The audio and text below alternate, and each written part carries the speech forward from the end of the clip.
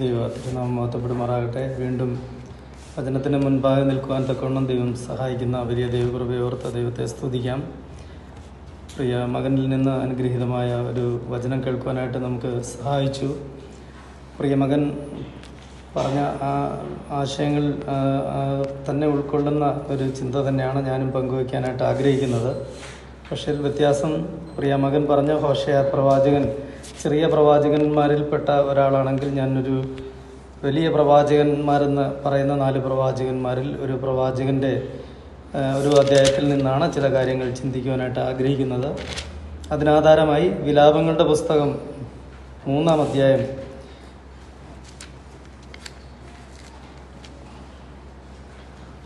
അതിൻ്റെ 1-ാം വാക്യം ഒന്ന് വായിക്കുവാനായിട്ട് ആഗ്രഹിക്കുന്നു. വിലാപങ്ങളുടെ പുസ്തകം 3-ാം അധ്യായം അതിൻ്റെ 1-ാം വാക്യം. ഞാൻ അവൻ്റെ കോപത്തിൻ്റെ വടികൊണ്ട് കഷ്ടം കണ്ട പുരുഷനാകുന്നു. നമുക്ക് ഈ വാക്യം വായിക്കുമ്പോൾ തന്നെ അതിൻ്റെ ഒരു ഉള്ളടക്കം മനസ്സിലാക്കുവാനായിട്ട് കഴിയും. ഞാൻ അവൻ്റെ കോപത്തിൻ്റെ വടികൊണ്ട് കഷ്ടം കണ്ട പുരുഷനാകുന്നു. ഈ വിലാപങ്ങളുടെ പുസ്തകം എഴുതുന്ന എഴുത്തുകാരൻ അദ്ദേഹത്തിൻ്റെ ആ ചിന്തയിൽ നിന്ന് വരുന്ന വിലാപങ്ങൾ, ആ ഒരു വിലാപം എന്ന് പറയുന്ന ആ പുസ്തകം തന്നെ, ആ വിലാപങ്ങൾ, ആ എഴുത്തുകാരൻ്റെ ഒരു വിലാപം അല്ലെങ്കിൽ കരച്ചിൽ അല്ലെങ്കിൽ ദുഃഖം ആണ് ഈ അധ്യായത്തിൽ രേഖപ്പെടുത്തിയിരിക്കുന്നത്. ഈ എഴുത്തുകാരൻ ഇതിനു മുൻപ് വേറെയും ഒരു പുസ്തകം എഴുതിയിട്ടുണ്ട്. അതുകൊണ്ട് തന്നെയാണ് താൻ ഒരു പ്രവാചകൻ, വലിയ പ്രവാചകന്മാരിൽപ്പെട്ട ഒരു പ്രവാചകനാണ്. അദ്ദേഹം എഴുതിയ ആ പ്രവാചന പുസ്തകത്തിലെ പ്രവചനങ്ങൾ നിവൃത്തിയാകുന്നത് തൻ്റെ കണ്ണുകൊണ്ട്, തൻ്റെ മുൻപിൽ കണ്ടുകൊണ്ട് തന്നെ ഇരിക്കുമ്പോൾ അതിന് ആ പ്രവചനങ്ങളെ മനസ്സിലാക്കി മനം തിരിഞ്ഞ് അല്ലെങ്കിൽ മാറ്റം വരുത്തി മനസാന്തരപ്പെട്ട് ജീവിതം നയിക്കാഞ്ഞതുകൊണ്ട്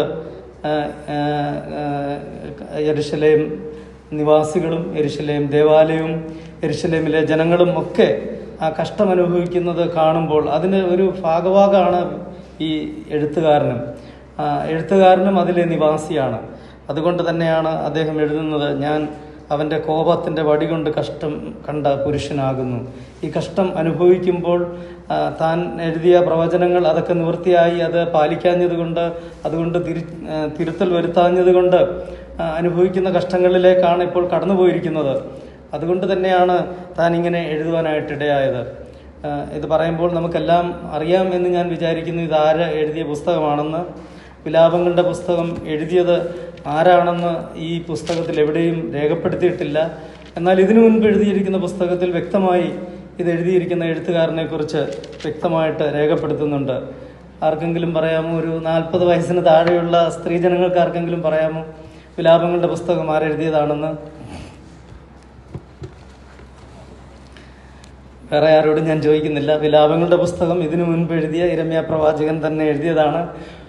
പക്ഷെങ്കിൽ അറിയാം, എന്നാലും ഞാൻ പറഞ്ഞ ആളുകൾക്ക് അറിയത്തില്ലായിരുന്നല്ലോ. എനിക്കറിയാം അവർക്കറിയത്തില്ലെന്ന്. എനിവേ, അപ്പം വിലാപങ്ങളുടെ പുസ്തകം യിരെമ്യാ പ്രവാചകൻ ആണ് ഇത് രചിക്കുന്നത്. യിരെമ്യാ പ്രവാചകൻ നമുക്കറിയാം യെരുശലേമിനോട് അടുത്തുള്ള ഒരു സ്ഥലത്ത് ജനിച്ച ഒരു ആളാണ്. അദ്ദേഹത്തിൻ്റെ പിതാവ് ഒരു പുരോഹിതനായിരുന്നു. പുരോഹിതൻ്റെ മകനായിട്ട് യെരുശലേമിന് അടുത്ത് ഒരു 3 കിലോമീറ്ററിനുള്ളിൽ തന്നെ ജനിച്ച ഒരു മനുഷ്യനാണ്. അദ്ദേഹത്തിൻ്റെ അനുഗ്രഹീതമായ പ്രവചനങ്ങൾ യിരെമ്യാ പ്രവാചകനിലൂടെ യെരുശലേമിനെ ഓർപ്പിക്കുന്ന അനേക പ്രവചനങ്ങൾ നമുക്ക് യിരെമ്യാ പ്രവാചനത്തിൽ കാണുവാനായിട്ട് കഴിയും. എന്നാൽ യിരെമ്യാ പ്രവാചനത്തിൻ്റെ ഈ 2-ാമത്തെ പുസ്തകം അത് അങ്ങനെ 2 വിലാപങ്ങൾ എന്നുള്ള രീതിയിൽ അതെന്തിന് എഴുതിയെന്നൊക്കെ നമുക്ക് ചിന്തിക്കാം. എന്നാൽ പ്രവാചകന്റെ ഉള്ളിൽ നിന്ന് വരുന്ന ആ വലിയ ദുഃഖം, വലിയ കരച്ചിലാണ് വിലാപങ്ങളുടെ പുസ്തകത്തിൽ രേഖപ്പെടുത്തിയിരിക്കുന്നത്. വെറും 5 പുസ്തകങ്ങൾ മാത്രമുള്ള ഒരു പുസ്തകമാണ് വിലാപങ്ങളുടെ പുസ്തകം. ഇതിനെ ദുഃഖഗാനം അല്ലെങ്കിൽ വിലാപ ഗീതങ്ങൾ എന്ന് അവർ പറയാറുണ്ട്. അങ്ങനെയുള്ള 5 വിലാപഗാനങ്ങളാണ് ഈ 5 അധ്യായങ്ങളിലൂടെ ഇവിടെ എഴുതിയിരിക്കുന്നത്. ഇതിനകത്ത് നാം മുഴുവനായിട്ട് വായിക്കുകയാണെങ്കിൽ ഇതിൻ്റെ മുഴുവൻ അധ്യായങ്ങളിലും യിരെമ്യാ പ്രവാചകന്റെ വലിയ ദുഃഖം നെടലിച്ച് കാണുന്നതിനായിട്ട് നമുക്ക് കാണുവാൻ കഴിയും. വിലാപങ്ങളുടെ പുസ്തകം അതിൻ്റെ 1-ാം അധ്യായം 1-ാം വാക്യം നാം വായിക്കുന്നത് ഇങ്ങനെയാണ്: അയ്യോ, ജനപൂർണയായിരുന്ന നഗരം ഏകാന്തമായി ഇരിക്കുന്നത് എങ്ങനെ? ജാതികളിൽ മഹതിയായിരുന്നവൾ എങ്ങനെ വിധവയെപ്പോലെ ആയതെങ്ങനെ? സംസ്ഥാനങ്ങളുടെ നായികയായിരുന്നവൾ ഊഴിയ വേലക്കാരി ആയതെങ്ങനെ? ഇതിൽ നിന്ന് നമുക്കറിയാം യെരുശലേം പട്ടണത്തിന് ഉണ്ടായ അധപ്പതനം, അല്ലെങ്കിൽ അതിനുണ്ടായ വലിയ കഷ്ടം, അത് എത്രയോ ഉന്നതമായ ശ്രേണിയിൽ, എത്രയോ ഔന്നത്യത്തിൽ ആയിരുന്ന ജനങ്ങൾ, എത്രയോ ഉന്നതമായിരുന്ന സ്ഥലങ്ങൾ, അത് ഇപ്പം നാം കാണുന്നത് പോലെ തന്നെ ഹമാസിലെ ബിൽഡിംഗ് ഒക്കെ ഇതിനു മുമ്പ് നമ്മൾ കണ്ടിട്ടുണ്ട്. എത്രയോ മണിമാളികകളായിട്ടിരുന്ന സൗധങ്ങളായിരുന്ന ബിൽഡിങ്ങുകൾ, അതൊക്കെ ഇപ്പം നാം ഇപ്പം ആ ഹമാസ് പട്ടണമൊക്കെ നമ്മളൊക്കെ പലപ്പോഴും കാണിക്കുന്നുണ്ട്. അതുപോലെ ഇടിഞ്ഞു പൊടിഞ്ഞു കിടക്കുന്ന അവസ്ഥയിൽ ആ ഒരു വിലാപമാണ് ഇത് കാണുമ്പോൾ ഉണ്ടാകുന്ന ഇരമ്യാ പ്രവാചകൻ. അയ്യോ, ജനപൂർണയായ നഗരം, ഈ നഗരം ഹമാസിന് തുല്യമായിട്ട് അവിടെ മുഴുവനും ജനങ്ങളില്ലാത്ത വിജനമായ ഒരവസ്ഥയിലായിരിക്കുന്നു. ജാതികളിൽ മഹതിയായിരുന്നവൾ, മറ്റുള്ളവരുടെ മുമ്പിൽ വലിയ പ്രശംസയുള്ള, അല്ലെങ്കിൽ എല്ലാ രീതിയിലും ഊറ്റം കൊള്ളുന്ന ഒരു ജനങ്ങളായിരുന്നവർ, അവരൊക്കെ ബാബിലോണിൻ്റെ പ്രവാസത്തിലേക്ക് കടന്നുപോയി. അവരെ അടിമകളാക്കി പിടിച്ചുകൊണ്ടുപോയി. അനേക ആളുകളെ കൊന്നുകളഞ്ഞു. അവരുടെ ബിൽഡിങ്ങുകളൊക്കെ പൊളിച്ചു കളഞ്ഞു. മാത്രമല്ല അവരുടെ ആരാധനാലയം അത് നശിക്കപ്പെട്ടു. അതിന് ഉള്ളിലുള്ള സാധനങ്ങളൊക്കെ അത് എടുത്തുകൊണ്ടുപോയി. ഇങ്ങനെയുള്ള കാര്യങ്ങളൊക്കെ ഇരമ്യാ പ്രവാചകനിലൂടെ വളരെ വ്യക്തവും ശക്തവുമായി ഇരമ്യാ പ്രവാചകൻ പ്രവചിച്ച് പറഞ്ഞ ആ കാര്യങ്ങൾ ആരും ശ്രദ്ധിച്ചിരുന്നില്ല. അതിൻ്റെ കാര്യങ്ങൾക്ക് വേണ്ടി അദ്ദേഹത്തിന് വളരെ കഷ്ടമനുഭവിക്കേണ്ടി വന്നിട്ടുണ്ട്. വളരെ കുറ്റം അതുകൊണ്ട് ഏൽക്കേണ്ടി വന്നിട്ടുണ്ട്. ഒരു പ്രാവശ്യം അദ്ദേഹത്തിന് ബന്ധനസ്ഥനാകേണ്ടി വരെ വന്നിട്ടുണ്ട്. അങ്ങനെ ഒക്കെ അദ്ദേഹത്തെ കുറ്റം പറഞ്ഞ ആ സംഭവം അത് അന്വർത്ഥമായിക്കൊണ്ടിരിക്കുമ്പോൾ ഇവിടെ വിലാപങ്ങളുടെ പുസ്തകത്തിൽ അദ്ദേഹം ഒരിക്കലും ഞാൻ പറഞ്ഞിട്ട് ഇത് സംഭവിച്ചല്ലോ എന്നുള്ള രീതിയിൽ നിങ്ങളാരും ഗണിച്ചില്ലല്ലോ എന്നുള്ള രീതിയിലുള്ള ഒരു വാക്യങ്ങളോ അല്ലെങ്കിൽ അങ്ങനെയുള്ള ഒരു കാര്യവുമല്ല നമുക്ക് വിലാപങ്ങളുടെ പുസ്തകത്തിൽ കാണുവാൻ കഴിയുന്നത്. വിലാപങ്ങളുടെ പുസ്തകത്തിൽ അവിടെ അവരോട് കൂടെ ഈ കഷ്ടങ്ങളൊക്കെ യെരമ്യാവിനും അനുഭവിക്കേണ്ടി വന്നിട്ടുണ്ട്. കാരണം അവിടെയുള്ള ജനങ്ങളെ മുഴുവനുമാണ് അവർ നശിപ്പിച്ചത്. അതുകൊണ്ട് ആ രീതിയിൽ ഈ പുസ്തകം എഴുതുന്ന സമയത്തോ അല്ലെങ്കിൽ എഴുതി കഴിയുന്ന സമയത്തോ അല്ലെ തുടങ്ങുന്ന സമയത്തോ ഒക്കെ അദ്ദേഹത്തിനും ഈ പ്രവാസത്തിലേക്ക് പോകേണ്ടി വന്നിരുന്നേക്കാം. അങ്ങനെയുള്ള ഒരു സമയത്താണ് അദ്ദേഹത്തിന് ഇത് എഴുതുവാനായിട്ട് ഇടയായി തീർന്നത്. ആ രീതിയിലുള്ള വലിയ വ്യസനത്തിൽ നിന്ന് എഴുതിയിട്ടുള്ള ഒരു പുസ്തകമാണ് ഇത് എന്ന് നമുക്ക് കാണുവാൻ കഴിയും. നാം പ്രിയ മകനിൽ നിന്നും കേട്ടതും അതുതന്നെയാണല്ലോ. കഴിഞ്ഞ ആഴ്ചകളിലൊക്കെ ഞാൻ പറഞ്ഞപ്പോൾ ഇതിനു മുമ്പ് ഞാൻ പറയുകയുണ്ടായി, വേദപുസ്തകത്തിൻ്റെ 11 അധ്യായങ്ങൾ സൃഷ്ടിയെയും സൃഷ്ടിപ്പിനെയും അതുപോലെ തന്നെ വെള്ളപ്പൊക്കം കൊണ്ട് ഭൂമിയെ നശിപ്പിച്ച കാര്യങ്ങളും ഒക്കെ 11 അധ്യായം കൊണ്ട് എഴുതി പൂർത്തീകരിച്ചിട്ട് 12ാമത്തെ അധ്യായം മുതൽ വെളിപ്പാട് പുസ്തകം 22ാം അധ്യായം വരെ മുഴുവനായി യെരുശലേമിനെ പറ്റിയും ആ രീതിയിലാണ് ഈ വേദപുസ്തകം മുഴുവനായി പ്രതിപാദിച്ചിരിക്കുന്നത്. അതുകൊണ്ട് ഇസ്രായേൽ ജനത്തിന് അല്ലെങ്കിൽ യെരുശലേമിന് എന്തുമാത്രം പ്രാധാന്യം ഉണ്ടെന്നുള്ള കാര്യം വേദപുസ്തകത്തോടുള്ള ബന്ധത്തിൽ നമുക്ക് മനസ്സിലാക്കുവാനായിട്ട് കഴിയും. അങ്ങനെ ഉള്ള ആ യെരുശലേം ഇന്ന് വളരെ പ്രതികൂലമായ പ്രതിസന്ധിയിലൂടെ കടന്നുപോയിക്കൊണ്ടിരിക്കുമ്പോൾ നാം വചനത്തിൽ ഞാൻ നേരത്തെ ഓർപ്പിച്ചതുപോലെ യെരുശലേമിന് വേണ്ടി പ്രാർത്ഥിക്കുക എന്നുള്ള കാര്യം ഇന്ന് അത് ഏറ്റവും അന്വർത്ഥമാക്കേണ്ട ഒരു സന്ദർഭത്തിലാണ് നാം ജീവിച്ചിരിക്കുന്നത്. കാരണം നമുക്കറിയാം, നമ്മുടെ കർത്താവിൻ്റെ മഹത്വ പ്രത്യക്ഷതയിൽ അവനോടുകൂടെ എടുക്കപ്പെടുന്ന തൻ്റെ സഭയോടുകൂടെ എടുക്കപ്പെടുന്നതിൽ കർത്താവിൻ്റെ ആ സഭ മാത്രമായിരിക്കും ഉണ്ടായിരിക്കുന്നത്. എന്നാൽ അവൻ ഈ ഭൂമിയിൽ 1000 ആണ്ട് വാഴ്ചയ്ക്കായിട്ട് വരുമ്പോൾ ഇസ്രായേൽ ഗോത്രം 12ഉം അത് 14,000 പേര് വീതം ഒരു സംഖ്യയൊക്കെ പ്രതിപാദിക്കുന്നുണ്ട്. എന്നാൽ ഇനിയുമുള്ള ആളുകൾ, ഈ ആളുകൾ എവിടെ പോകും, അവരെ പറ്റിയിട്ട് എന്താണ് വേദപുസ്തകം പറയുന്നത് എന്നൊക്കെ ഒരു പഠിതാവെന്നുള്ള നിലയിൽ നാം ചിന്തിക്കുകയാണെങ്കിൽ ആ ഇസ്രായേലിൻ്റെ മാനസാന്തരത്തിന് വേണ്ടി പ്രാർത്ഥിക്കേണ്ടത് അത്യാവശ്യമാണ്. അതുകൊണ്ട് കാലങ്ങളെയും സംഭവങ്ങളൊക്കെ നമ്മളെ കർത്താവിൻ്റെ വരവിനെ ഇങ്ങനെ നമ്മളെ അത് ഏറ്റവും നമുക്ക് മനസ്സിലാകുന്ന രീതിയിൽ ഈ കാലത്തിൻ്റെ സംഭവങ്ങളൊക്കെ നമ്മളെ വിളിച്ചോതിക്കൊണ്ടിരിക്കുമ്പോൾ അതെ, ഇസ്രയേലാണ് അതിനെല്ലാം ഒരു ഘടികാരമായി നിൽക്കുന്നതെന്ന് ഓർക്കുമ്പോൾ ഇസ്രയേലിന് വേണ്ടി പ്രാർത്ഥിക്കേണ്ടത് വളരെ അത്യാവശ്യമാണ്. ഇന്ന് ഈ വിലാപങ്ങളുടെ പുസ്തകം എന്നുള്ള പുസ്തകത്തിൽ ഞാൻ ടച്ച് ചെയ്തിട്ട് എൻ്റെ മനസ്സിലൂടെ കടന്നുപോയ ഒരു ചിന്തകൾ അല്പസമയം കൊണ്ട് പങ്കുവെച്ച് ഇരിക്കാമെന്നാണ് ഞാൻ വിചാരിക്കുന്നത്. നമുക്ക് ഈ വിലാപങ്ങളുടെ പുസ്തകം യിരെമ്യാ പ്രവാചകൻ വിലാപത്തിൻ്റെ ലൂടെ എഴുതിയ ഈ അധ്യായം നാം വായിക്കുമ്പോൾ നമുക്ക് വേദപുസ്തകത്തിൽ അനേക ആളുകൾ ഇങ്ങനെ വിലാപം കഴിച്ചതായിട്ട്, അനേക ആളുകൾ അവരുടെ ഹൃദയത്തിൽ നിന്നുള്ള കരച്ചിൽ കരഞ്ഞതായിട്ട് നമുക്ക് കാണുവാനായിട്ട് കഴിയും. അങ്ങനെയുള്ള രണ്ടുപേര്, ചിലരുടെ കരച്ചിൽ നമ്മുടെ ജീവിതത്തെ രൂപാന്തരപ്പെടുത്തുവാൻ, അല്ലെങ്കിൽ നമുക്ക് അവരോട് സഹതാപം ഉണ്ടാകുവാൻ, അല്ലെങ്കിൽ ആ രീതിയിൽ നമുക്ക് ചിന്തിക്കുവാനൊക്കെ ഇടവരുത്തും. മറ്റു ചിലരുടെ കരച്ചിലുകൾ നമുക്ക് അവരുടെ ആ കരച്ചിൽ അത് നമ്മുടെ ജീവിതത്തിന് രൂപാന്തരം വരുത്തുവാൻ കാരണമായി തീരും. കരച്ചിൽ എന്ന് പറഞ്ഞാൽ ദുഃഖം കൊണ്ടുള്ള കരച്ചിലുമുണ്ട്, ചിലപ്പോൾ ആനന്ദം കൊണ്ടും കരച്ചിൽ വരും. അങ്ങനെ ആനന്ദം കൊണ്ട് കരച്ചിൽ വന്ന ഒരാളിനെ പറ്റിയും ദുഃഖം കൊണ്ട് കരഞ്ഞ ഒരാളിനെ പറ്റിയും അല്പസമയം ഞാൻ അവരെ പറ്റി ചിന്തിച്ച് ഇരിക്കാമെന്നാണ് വിചാരിക്കുന്നത്. ആദ്യമായിട്ട് ഞാൻ ചിന്തിക്കുവാൻ ആഗ്രഹിക്കുന്നത് ഉൽപ്പത്തി പുസ്തകം അതിൻ്റെ 21-ാം അധ്യായം അതിൻ്റെ 16-ാം വാക്യം.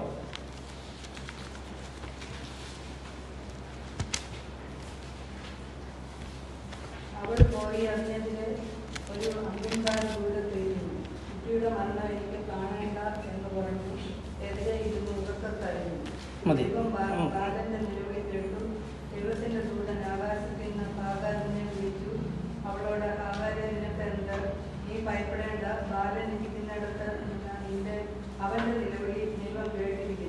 മതി മതി. ഇവിടെ ഒരു ആളിൻ്റെ ഒരു ദീനരോധനം, ഒരു കരച്ചിലാണ് നമുക്ക് കാണുവാൻ കഴിയുന്നത്. അത് ആരാണ് കരഞ്ഞത് എന്നുള്ളത് നമുക്ക് മനസ്സിലാക്കുവാനായിട്ട് കഴിയും. ഹാഗാറാണ് കരയുന്നത്. നമുക്ക് ഹാഗാറിൻ്റെ കഥകളൊക്കെ ഇപ്പം നിങ്ങളുടെ എല്ലാവരുടെയും മനസ്സിലൂടെ കടന്നു വന്നിട്ടുണ്ട് എന്ന് എനിക്ക് മനസ്സിലാക്കുവാനായിട്ട് കഴിയും. ഹാഗാർ എന്ന് പറഞ്ഞാൽ നമുക്കറിയാം, അബ്രഹാമിന് കുഞ്ഞുങ്ങളില്ലാതെ ഇരുന്ന സമയത്ത് ഹാഗാറിലൂടെ അബ്രഹാമിന് ഒരു പൈതൽ ജനിക്കുവാനായിട്ട് ഇടയാകുന്നു. ആ പൈതലിനെ കൊണ്ട് ഈ ഹാഗാറിന് അവിടെ നിന്ന് അബ്രഹാമിൻ്റെ ഭവനത്തിൽ നിന്ന് പുറത്താക്കുമ്പോൾ, ആ സന്ദർഭത്തിൽ കുഞ്ഞിനെയുമായിട്ട് മരുഭൂമിയിലൂടെ കടന്നു പോകുമ്പോൾ കയ്യിലുണ്ടായിരുന്ന വെള്ളമൊക്കെ തീർന്നു, തുരുത്തിയിലുള്ള വെള്ളം തീർന്നു. അതിനുശേഷം കുഞ്ഞ് ദാഹിച്ച് വളരെ കരയുന്നുണ്ട്. അപ്പോൾ കുഞ്ഞിൻ്റെ കരച്ചിൽ അത് അസഹനീയമായ രീതിയിൽ കുഞ്ഞിന് ആ ദാഹം കൊണ്ട് മരിച്ചു പോയേക്കാമോ എന്നുള്ള ഒരു സന്ദർഭത്തിൽ എത്തി എന്നാണ് നമുക്ക് മനസ്സിലാക്കുവാൻ കഴിയുന്നത്. അതുകൊണ്ടാണല്ലോ ഇങ്ങനെ പറയുന്നത്, കുട്ടിയുടെ മരണം എനിക്ക് കാണണ്ട. അങ്ങനത്തെ ഒരു അവസ്ഥയിലെത്തിയപ്പോൾ കുഞ്ഞിനെ ഒരിടത്ത് കിടത്തിയിട്ട് കുറച്ച് മാറി തലതിരിഞ്ഞ് ഇരിക്കുന്ന ഒരു ഹാഗാറിനെയാണ് ഇവിടെ നമുക്ക് കാണുവാനായിട്ട് കഴിയുന്നത്. നമുക്കറിയാം, ഇതിൻ്റെ മുൻപോട്ടുള്ള വാക്യങ്ങളൊക്കെ നമുക്ക് വായിക്കുമ്പോൾ ഹാഗാർ ആരാണെന്നും അതുപോലെ എങ്ങനെയാണ് ഹാഗാറിന് ഇഷ്മായിലിന് അമ്മയായി തീരേണ്ടി വന്നത് എന്നൊക്കെയും നമുക്കറിയാം. ഞാൻ 16-ാം അധ്യായത്തിൻ്റെ 1ഉം 2ഉം ചില വാക്യങ്ങൾ വായിക്കുവാനായിട്ട് ആഗ്രഹിക്കുന്നു. അബ്രഹാമിൻ്റെ ഭാര്യയായ സാറ മക്കളെ പ്രസവിച്ചിരുന്നില്ല. എന്നാൽ അവൾക്ക് ഹാഗാർ എന്നു പേരുള്ള ഒരു മിസ്രൈമിയ ദാസി ഉണ്ടായിരുന്നു. സാറായി അബ്രഹാമിനോട്, ഞാൻ പ്രസവിക്കാതിരിപ്പാൻ യഹോവ എൻ്റെ ഗർഭം അടച്ചിരിക്കുന്നുവല്ലോ, എൻ്റെ ദാസിയുടെ അടുക്കൽ ചെന്നാലും പക്ഷേ അവളാൽ എനിക്ക് മക്കൾ ലഭിക്കും എന്ന് പറഞ്ഞു. ഞാൻ എല്ലാ ഭാഗങ്ങളും വായിക്കുവാൻ നമുക്ക് സമയമില്ലാത്തത് കൊണ്ട് ഞാൻ അതിലെ ചില കാര്യങ്ങൾ പറഞ്ഞു പോകാം. നമുക്കറിയാം, ഇങ്ങനെ അബ്രഹാമിനോട് സാറായിൽ കൂടി ഒരു മകനെ ജനിച്ച് ലഭിക്കുവാനായിട്ട് സാറ ആഗ്രഹിക്കുമ്പോൾ ഏകദേശം താഴോട്ട് വരുന്ന ഭാഗത്ത് നമുക്ക് കാണുവാൻ കഴിയും 10 സംവത്സരങ്ങൾ അങ്ങനെ കഴിഞ്ഞുപോയി. അതിനുശേഷം ഹാഗാറിലൂടെ അബ്രഹാമിന് ഒരു കുഞ്ഞ് ജനിക്കുന്നു. അതിനുശേഷം ഏകദേശം 13 വർഷം കഴിഞ്ഞിട്ടാണ് ഇസഹാക്ക് അബ്രഹാമിന് ജനിക്കുന്നത്. നമുക്കറിയാം, ഇതിനു മുൻപും ഒരു പ്രാവശ്യം ഹാഗാർ ഭവനം വിട്ട് പോയിട്ടുണ്ട്. കാരണം എന്താണെന്ന് ചോദിച്ചാൽ, ഹാഗാറിന് ഒരു കുഞ്ഞ് ഗർഭം ധരിച്ചു എന്ന് ആ കുഞ്ഞ് ജനിക്കുന്നതിന് മുൻപ് തന്നെ ഈ സാറ അബ്രഹാമിൻ്റെ ഭാര്യയാകുവാനായിട്ട് അബ്രഹാമിനെ പ്രേരിപ്പിക്കുകയും അതിന് സമ്മതം നൽകുകയും ചെയ്ത ആ ഹാഗാർ തന്നെ സാറ തന്നെ ഈ ഹാഗാറിനെ വളരെയധികം ബുദ്ധിമുട്ടിക്കുന്നതും അവിടെ യാതൊരു കാരണവശാലും കഴിഞ്ഞു പോകുവാൻ കഴിയത്തില്ല, അത്ര ഏറെ ക്രൂരത കൊണ്ട് അവളെ ബുദ്ധിമുട്ടിച്ചപ്പോൾ അവിടുന്ന് വിട്ടോടി പോകുന്ന ഒരു സന്ദർഭമുണ്ട്. അപ്പോൾ വഴിയിൽ വെച്ച് ഒരു ദൂതനാണ് ആ ഹാഗാറിനെ മടക്കി വീണ്ടും കൊണ്ടുവരുന്നത്. അത് കഴിഞ്ഞിട്ട് കുഞ്ഞ് ജനിക്കുന്നു. ആ കുഞ്ഞ് ജനിച്ചു കഴിഞ്ഞിട്ട് ആ 13 വർഷക്കാലം അബ്രഹാമിനോട് കൂടെ അവിടെ താമസിക്കുന്നുണ്ട്. അത് കഴിഞ്ഞ് ഇസഹാക്ക് ജനിച്ചു കഴിഞ്ഞ ശേഷം വീണ്ടും അതുപോലെ ഉള്ള പ്രവർത്തനങ്ങൾ അല്ലെങ്കിൽ അവിടെ നിന്ന് വിട്ടുപോകേണ്ടതായിട്ട് വരുന്നുണ്ട്. ഈ ഹാഗാറിനെ നാം ചിന്തിക്കുകയാണെങ്കിൽ ഒരിക്കൽ പോലും ആ ഹാഗാർ ഇങ്ങനെ ഒരു കുഞ്ഞ് ജനിച്ചതിനെ പറ്റിയോ അല്ലെങ്കിൽ ആ രീതിയിൽ ഒരിക്കലും നമുക്ക് ഹാഗാറിനെ ഒരു കുറ്റമായിട്ട് ആരും അങ്ങനെ മനസ്സിൽ കാണും എന്ന് ഞാൻ കരുതുന്നില്ല. എല്ലാവർക്കും ഒരു സഹതാപമായ രീതിയിലാണ് പലപ്പോഴും ഹാഗാറിനെ കുറിച്ച് നാം ചിന്തിക്കാറുള്ളത്. എന്നാൽ അതിന് ഒക്കെ സഹതാപം വരുവാൻ കാരണമായ ആ സാറായിയുടെ പ്രവർത്തനങ്ങൾ, ആ സാറായോട് നമ്മൾ ഇത് ചെയ്തത് ക്രൂരമാണ് അല്ലെങ്കിൽ സാറ ചെയ്തത് തെറ്റാണെന്ന് നമുക്ക് ഒരിക്കൽ പോലും ചിന്തിക്കുവാനായിട്ട് ഇട വന്നിട്ടില്ല. കാരണം എന്താണെന്ന് ചോദിച്ചാൽ അബ്രഹാമിൻ്റെ വാഗ്ദത്ത സന്തതി ജനിക്കുന്നത് സാറായിലൂടെയാണ്. മാത്രമല്ല ദൈവത്തിൻ്റെ പ്രവചനങ്ങൾ നിവൃത്തിയാകുന്നത് സാറായുടെ അബ്രഹാമും തമ്മിലുള്ള വിവാഹം, ഇതൊക്കെ ചിന്തിക്കുമ്പോൾ സാറായെ നമുക്ക് ഒരിക്കലും കുറ്റം പറയുവാനോ ആ രീതിയിൽ നാം ചിന്തിച്ചിട്ടില്ല. എന്നാൽ എൻ്റെ മനസ്സിലൂടെ കടന്നു വന്ന ചിന്ത, സാറായെ നാം ഒരു അനുകൂലിക്കുവാൻ അല്ലെങ്കിൽ സാറായെ നമുക്കൊരു മാർഗദർശിയായി കാണുവാൻ കഴിയുമോ? ഒരിക്കലും കഴിയില്ല. സാറായെ നമുക്ക് ആ രീതിയിൽ ചിന്തിക്കുകയാണെങ്കിൽ അല്ലെങ്കിൽ നമ്മുടെ ജീവിതത്തിൽ സാറായെ നോക്കി ജീവിക്കുവാനായിട്ട് ഇട വന്നാൽ നമ്മുടെ ജീവിതത്തിൽ നമുക്ക് അതിൽ വരമ്പുകളെ തെറ്റിച്ച് കളയേണ്ടി വരും. ഒരിക്കലും സാറായെ നോക്കി ഒരു ദൈവവൈതലിന് ജീവിക്കുവാൻ കഴിയില്ല. കാരണം സാറായെ നോക്കി ജീവിച്ചത് കൊണ്ടാണ് ആ അവസാനം ഹാഗാറിൻ്റെ കരച്ചിൽ, ആ നിലവിളി കേൾക്കുവാനായിട്ട് ഇടയായത്. ഹാഗാറിൻ്റെ കരച്ചിൽ ഒരുപക്ഷെ ദൈവത്തിൻ്റെ മുൻപിൽ ആ കരച്ചിൽ ദൈവം കേട്ടു. അതുകൊണ്ടാണ് അവിടെ തന്നെ നാം താഴോട്ട് കാണുന്ന ഭാഗങ്ങളിൽ എഴുതിയിട്ടുണ്ട്, ഹാഗാറിൻ്റെ കരച്ചിൽ ദൈവം കേട്ടു. ദൈവം അവരോട് പറയുന്നുണ്ട്, ഞാൻ നിന്നെയും ഒരു ജാതിയാക്കും. നമുക്കറിയാം ഇസഹാക്കിൻ്റെ മക്കളുടെ അതിന് പിന്നീടുണ്ടാകുന്ന 12 തലമുറ പോലെ തന്നെ ഈ ഇഷ്മായേലിനും 12 തലമുറകളും അതുപോലെ അവനും ഒരു വലിയ ജാതിയായി തീർന്നിരിക്കുന്നതായിട്ട് നമുക്ക് കാണുവാൻ കഴിയും. എന്നാൽ സാറായെ സംബന്ധിച്ചിടത്തോളം ആ കാര്യങ്ങളൊക്കെയും ചിന്തിക്കുകയാണെങ്കിൽ ഒരു സംതൃപ്തി അടയുവാനായിട്ട് കഴിയുമോ? സാറായുടെ ജീവിതം നോക്കി നാം ജീവിക്കുകയാണെങ്കിൽ, അല്ലെ സാറായെ നമ്മളൊരു മാർഗദർശിയായി കാണുകയാണെങ്കിൽ അവളുടെ പ്രവർത്തികൾ നമുക്ക് ഒരു സംതൃപ്തിയുള്ള ജീവിതം നൽകുവാനായിട്ട് ഒരിക്കലും സാധ്യമല്ല. ഞാൻ ഈ കാര്യങ്ങളൊക്കെ വിശദീകരിക്കുന്നത് എന്താണെന്ന് ചോദിച്ചാൽ, ഇനി ഞാൻ അടുത്ത് പറയാൻ പോകുന്ന ഒരാൾ, അദ്ദേഹവും ഉറക്കെ കരയുന്നുണ്ട്. എന്നാൽ ആ കരച്ചിൽ മുഖാന്തരം അദ്ദേഹത്തെ നമുക്ക് അനുകരിക്കാൻ, അനുവർത്തിക്കുവാൻ കഴിയുന്ന അനേക കാര്യങ്ങൾ അദ്ദേഹത്തിലൂടെ നമുക്ക് കാണുവാൻ കഴിയും. എന്നാൽ സാറായെ ഈ ഹാഗാറിനെ കരയിപ്പിച്ച ഹാഗാറിനെ സംബന്ധിക്കുമ്പോൾ നമുക്ക് അങ്ങനെ മാർഗദർശിയായി സാറായെ എടുക്കുവാൻ ഒരിക്കലും കഴിയില്ല. സാറായെ പിൻപറ്റുകയാണെങ്കിൽ നമുക്ക് വളരെ ദുഃഖവും അല്ലെങ്കിൽ അവളുടെ തീരുമാനങ്ങൾ, ഓരോ തീരുമാനങ്ങളും അത് തെറ്റായി പോയി എന്നോർത്ത് വിലപിക്കേണ്ട, ദുഃഖിക്കേണ്ട അവസ്ഥകൾ വരും എന്നോർക്കുമ്പോൾ നമുക്ക് ആ രീതിയിൽ സാറായുടെ കാര്യങ്ങൾ അനുകൂലിക്കുവാനായിട്ട് കഴിയാത്ത രീതിയാണ് ഇവിടെ നമുക്ക് കാണുവാനായിട്ട് കഴിയുന്നത്. അത് നമ്മളുടെ ജീവിതത്തിൽ അത് നാം ആ വഴികളിൽ നിൽക്കുവാൻ ഒരിക്കലും ഇടവരാതെ ഇതിലെ സത്യങ്ങൾ ഉൾക്കൊള്ളുവാൻ നമുക്ക് ഇടയാകണം. വീണ്ടും ഞാൻ അടുത്തത് ചിന്തിക്കാനായിട്ട് ആഗ്രഹിച്ച പുരുഷൻ എന്ന് പറയുന്നത് അതൊരു പുരുഷനാണ്. അദ്ദേഹം യോസഫ് എന്ന് പറയുന്ന ആളിനെ കുറിച്ചാണ് അടുത്തത് ചിന്തിക്കുവാനായിട്ട് ആഗ്രഹിക്കുന്നത്. ഉൽപ്പത്തി പുസ്തകം 45-ാം അധ്യായം അതിൻ്റെ 1-2 വാക്യങ്ങൾ ഒന്ന് വായിക്കാം.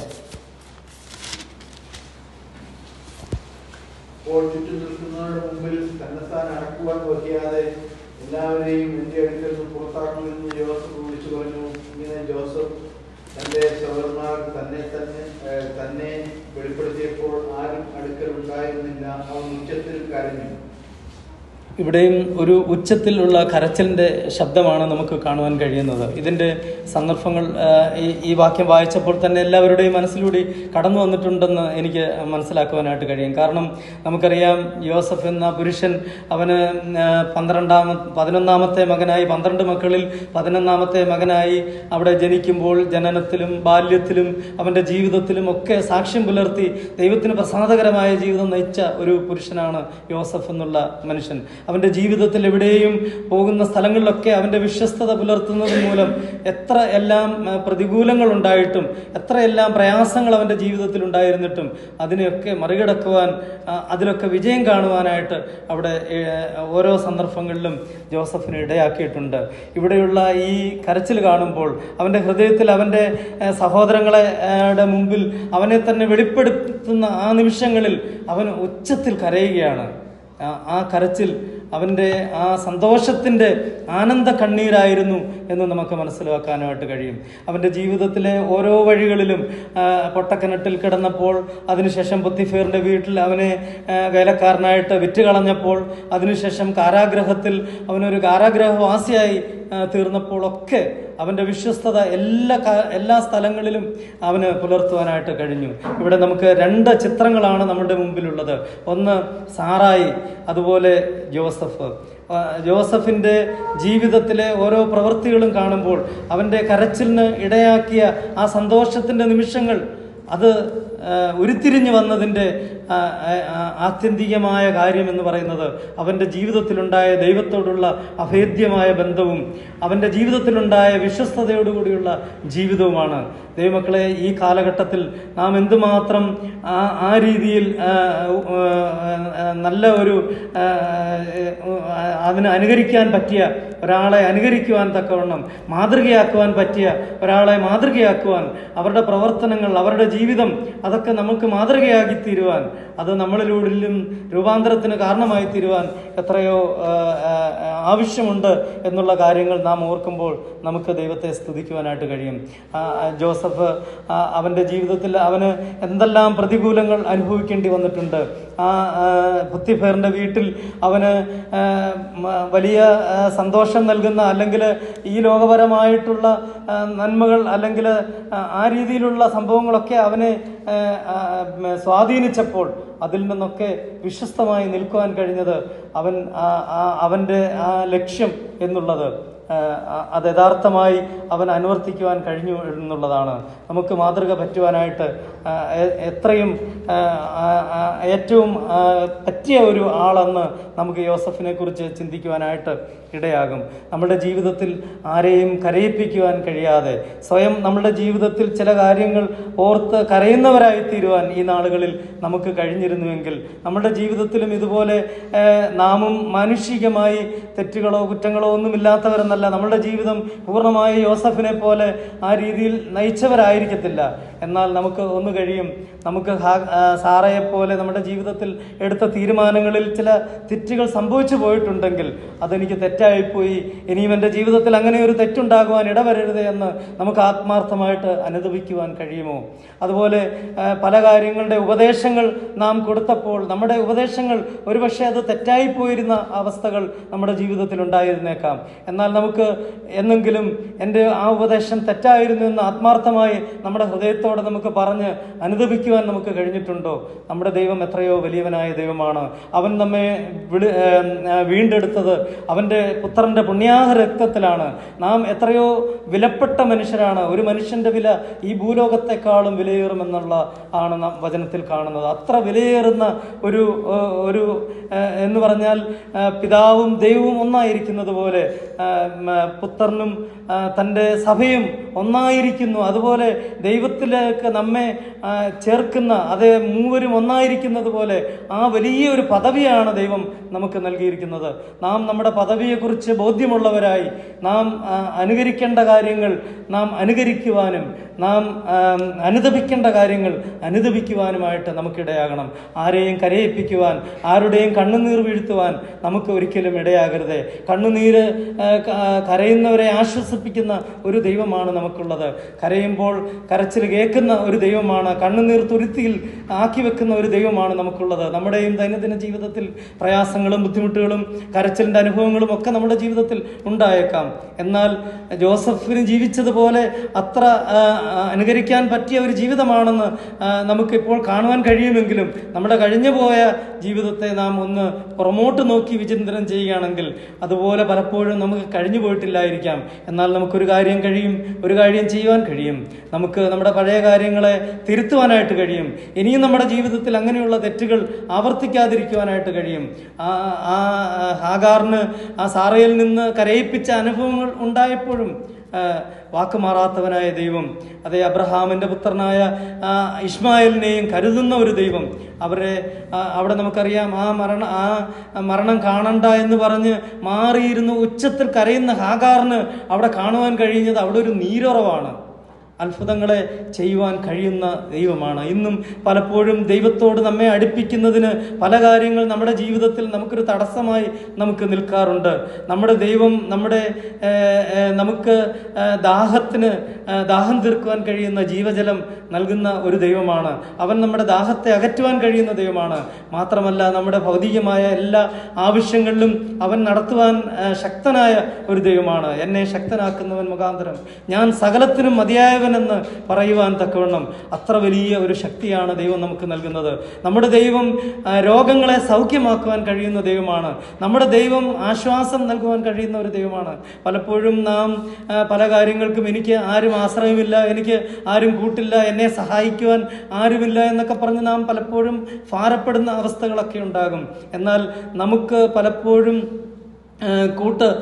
ഇരിക്കാൻ അല്ലെങ്കിൽ എത്രമാത്രം ആരെ നമുക്ക് സഹിക്കുവാൻ കഴിയും? നാം സഞ്ചരിക്കുന്ന വഴികളിൽ നമുക്ക് തന്നെ സഞ്ചരിക്കുവാൻ കഴിയും. എല്ലാവർക്കും അങ്ങനെ തന്നെയാണ്. നാം പലപ്പോഴും ചിലപ്പം കുഞ്ഞുങ്ങളെ സ്കൂളിൽ വിട്ടിട്ട് അല്ലെ മാതാപിതാക്കളെ വീട്ടിലിരുത്തിയിട്ട് ഒക്കെ വളരെ ഭാരം നമുക്കുണ്ടാകാറുണ്ട്. എങ്ങനെ അവരെ ഇട്ടിട്ട് വരും, എങ്ങനെ കുഞ്ഞിനെ തന്നെ സ്കൂളിൽ വിടും? എല്ലാവരെയും വഴി നടത്തുന്ന കാക്കക്കുഞ്ഞിനെ നടത്തുന്ന ദൈവമാണ്. അവരെ എല്ലാവരെയും കരുതുന്ന ദൈവം, ആ ദൈവം അവരെയും കരുതും. നാം നമ്മെ ശുദ്ധീകരിച്ച് നാം നമുക്ക് വേണ്ടി, മറ്റുള്ളവർക്ക് വേണ്ടിയല്ല, മാതാവിനെയും കുഞ്ഞുങ്ങളെയും എല്ലാം പുലർത്തുന്ന ദൈവമാണ്. എന്നാൽ നമ്മൾ അതിൻ്റെ ഫലം നാം തന്നെ നുകരേണ്ടി വരും. നമുക്ക് ആശ്വാസം നൽകുവാൻ കഴിയുന്ന ദൈവം അവരെയും ആശ്വസിപ്പിക്കുവാൻ കഴിയും. നമ്മെ വഴി നടത്തുന്ന ദൈവം അവരെയും വഴി നടത്താൻ കഴിയും. നമുക്ക് കൂട്ടായിരിക്കുന്ന ദൈവം അവർക്കും കൂട്ടായിരിക്കും. അതുകൊണ്ട് നാം നമ്മളുടെ കാര്യങ്ങളിൽ ദൈവത്തിൽ സമർപ്പിച്ച് ഏൽപ്പിച്ച് നാം പോകുമെങ്കിൽ ദൈവം നമുക്ക് ആശ്വാസം നൽകുവാൻ കഴിയും. അതുപോലെ നമുക്ക് രോഗങ്ങൾ വരുന്ന അവസ്ഥയിൽ ഞാൻ പലപ്പോഴും എനിക്ക് ചിലപ്പം എന്ന് പറഞ്ഞ് ഞാൻ വരാതിരുന്നിട്ടുണ്ടെന്നല്ല, ചില സന്ദർഭങ്ങളിലൊക്കെ പനിയുടെ ബുദ്ധിമുട്ടോ അല്ലെങ്കിൽ അങ്ങനത്തെ പ്രയാസം ഉണ്ടാകുമ്പോഴും ആരാധന മുടക്കാതെ കടന്നു വരണമെന്നുള്ള ആ ചിന്തയിൽ പലപ്പോഴും കടന്നു വരുവാനിടയായിട്ടുണ്ട്. എന്നാൽ ആ കടന്നു വന്നതുകൊണ്ട് എനിക്ക് പലപ്പോഴും ആ കടന്നു മടിച്ചിരുന്നതിനേക്കാളും വളരെ ഭംഗിയായിട്ട് അതിൽ നിന്ന് ഉള്ള ഒരു വിമുക്തി അല്ലെങ്കിൽ മുക്തി പ്രാപിക്കുവാൻ അല്ലെങ്കിൽ അതിൽ നിന്ന് ആശ്വാസം ലഭിക്കുവാനായിട്ട് ഇടയായിട്ടുണ്ട്. നാം ആയിരിക്കുന്നത് ആരുടെ മുമ്പിലാണ്? വലിയവനായ ദൈവത്തിൻ്റെ മുമ്പിലാണ്. ഈ ഒരു സന്ദർഭങ്ങൾ ഇത് നമുക്ക് ഒരിക്കലും ലഭിക്കാത്ത സന്ദർഭങ്ങളാണ്. ഒരു ദിവസം ദൈവസന്നിധിയിലായിരിക്കുന്നത്, അതേ സങ്കീർത്തനക്കാരൻ പറയുന്നത്, അവൻ്റെ ആലയത്തിൽ കഴിക്കുന്ന ഒരു ദിവസം വേറെ 1000 ദിവസത്തേക്കാൾ ഉത്തമമല്ലോ എന്നാണ് പറയുന്നത്. നാം ഈ ലോകത്തിൻ്റെ പുറകെ ഓടിപ്പോകുമ്പോൾ അതിനുവേണ്ടി നാം പ്രതീക്ഷിക്കുന്ന ലാഭത്തിനേക്കാളും അല്ലെങ്കിൽ അതിലുണ്ടാകുന്ന സന്തോഷത്തിനേക്കാളും അതിലുണ്ടാകുന്ന എല്ലാത്തിനേക്കാളും എത്രയോ എന്ന് പറഞ്ഞാൽ 1000 ഒരു ദിവസം 1000 ദിവസത്തേക്കാൾ ഉത്തമമല്ലോ എന്ന് പറഞ്ഞാൽ, ഞാൻ ഒന്നുകൂടെ വിശദീകരിച്ച് പറയട്ടെ. നാം ഒരു ദിവസം ദൈവസന്നിധിയിലായിരിക്കുന്ന ഒരു ദിവസം കൊണ്ട് നമുക്ക് നേടാൻ കഴിയുന്ന എല്ലാത്തിനേക്കാളും 1000 ദിവസം കൊണ്ട് നേടുന്നതിലധികം ഈ ഒരു ദിവസം നൽകുവാനായിട്ട് കഴിയും. ദൈവത്തിന് മുമ്പിലാണ് നാം ഇരിക്കുന്നത്. നമ്മുടെ രോഗങ്ങളെ ഒക്കെ സൗഖ്യമാക്കുവാൻ കഴിയുന്ന സൗഖ്യദായകനായ ദൈവത്തിൻ്റെ മുമ്പിലായിട്ട് നാം ആയിരിക്കുന്നത്. അതെത്രയോ അനുഗ്രഹീതമായ നിമിഷങ്ങളാണ്. ആ രീതിയിൽ നമ്മളെ തന്നെ നമുക്ക് ഒന്ന് ശുദ്ധീകരിച്ചുകൊണ്ട് ദൈവസന്നിധിയിൽ ഇരിക്കുന്നതിന് നമുക്ക് ഒരിക്കലും വിമുക്തി കാണിക്കാതെ അവനോട് കൂടെയായിരിക്കുന്നത് അതെത്രയോ അത്യുത്തമമായ സന്ദർഭങ്ങളാണ്. ആ ഒരു ഹൃദയത്തിൽ ആ ഒരു ചിന്ത നമ്മളെ ഭരിച്ചുകൊണ്ട് ദൈവസന്നിധിയിൽ ഇരിക്കുവാനും ദൈവത്തിൻ്റെ വചനം വായിക്കുവാനും ദൈവശാസ്ത്രീയമായ വചനങ്ങൾ അത് വായിക്കുവാനും പഠിക്കുവാനും ഒക്കെ നമ്മുടെ ജീവിതത്തിൽ ഇടയാകുകയാണെങ്കിൽ അതിൽ പരം അത്യന്തമായ അല്ലെങ്കിൽ അതിൽ പരം സന്തോഷം നൽകുന്ന മറ്റെന്താണ് നമ്മുടെ ജീവിതത്തിലുള്ളത്? നാം വായിച്ച വചനങ്ങളെ ഒരു പ്രാവശ്യം കൂടി നമുക്കൊന്ന് ചിന്തിച്ചിട്ട് നമുക്ക് ഇന്ന് വളരെ സന്തോഷത്തോടു കൂടി ദൈവസന്നിധിയിൽ നിന്ന് നാം കടന്നു പോകുമ്പോൾ നമ്മുടെ ജീവിതത്തിൽ ദൈവസന്നിധിയിലായിരിക്കുന്ന നിമിഷങ്ങൾ ഒരു കാരണവശാലും നമ്മുടെ ദൈവസന്നിധിയിലായിരിക്കുവാൻ ലഭിക്കുന്ന സന്ദർഭങ്ങൾ ഒന്നും നഷ്ടപ്പെടുത്താതെ ദൈവത്തിൽ സമർപ്പിച്ചുകൊണ്ട് ജീവിതം നയിക്കുവാൻ നമ്മളെ സഹായിക്കട്ടെ. നമുക്ക് ആ സാറായുടെ ജീവിതം പലതും അതിൽ നിന്ന് നമുക്ക് അനുകരിക്കാൻ പറ്റാത്ത പല കാര്യങ്ങൾ ആ കാര്യങ്ങളെ മനസ്സിലാക്കുവാനും അങ്ങനെ നമ്മുടെ ജീവിതത്തിൽ ഉണ്ടായിപ്പോയിട്ടുള്ള തെറ്റുകളെയും കുറ്റങ്ങളെയും ഒക്കെ നമുക്ക് ഏറ്റുപറഞ്ഞ് ഉപേക്ഷിക്കുവാനും അതെ നമുക്ക് യോസഫിൽ നിന്ന് കേട്ട ആ കാര്യങ്ങൾ പോലെ വളരെ ദൃഢനിശ്ചയതയോടുകൂടി ഏത് പ്രതിസന്ധിയിലും നിലനിൽക്കുവാൻ എത്ര വലിയ കഠിനമായ പരിശോധനയിലും നിലനിൽക്കുവാൻ അതിനെ അതിജീവിക്കുവാൻ കഴിയുന്ന ശക്തി നമ്മുടെ കഴിവുകൊണ്ടോ നമ്മുടെ ശക്തി കൊണ്ടോ ഒരിക്കലും അത് സാധ്യമല്ല. അത് വലിയവനായ ദൈവത്തിൻ്റെ ശക്തി നമ്മളിലേക്ക് പകരുമ്പോൾ മാത്രമേ നമുക്ക് അത് കഴിയത്തുള്ളൂ. ആ പ്രാർത്ഥനയോടെ ആ ഹൃദയംഗമായ ചിന്തയോടുകൂടി നമുക്ക് നമ്മുടെ ജീവിതം നയിക്കുവാനായിട്ട് ദൈവം നമ്മെ സഹായിക്കട്ടെ. ഈ വചനങ്ങളാൽ ദൈവം നമ്മെ അനുഗ്രഹിക്കട്ടെ. ദൈവനാമം മഹത്വപ്പെടുമാറാകട്ടെ.